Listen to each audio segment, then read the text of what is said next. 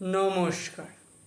আগামী 10ই জুলাই বৃহস্পতিবার পড়েছে এবছরের গুরু পূর্ণিমা।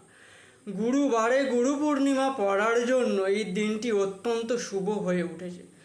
গুরু পূর্ণিমার দিন কি কি করলে আপনাদের জীবনে সুখ, সমৃদ্ধি, বৈভব ও অর্থ বৃদ্ধি পাবে।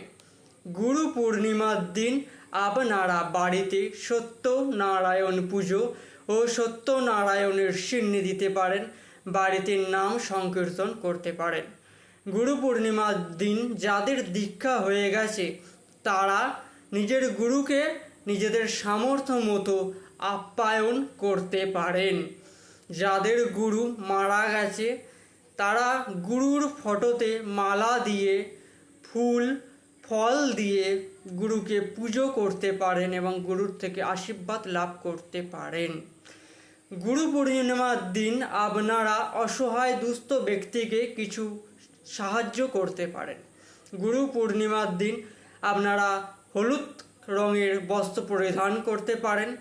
গুরু পূর্ণিমার দিন যারা মনে করছেন দীক্ষা নেবেন তারা গুরুর থেকে দীক্ষা নিতে পারেন এবং গুরু পূর্ণিমার দিন বাড়ির উত্তর পূর্ব অর্থাৎ ঈশান কোণ পরিষ্কার রাখার চেষ্টা করবেন।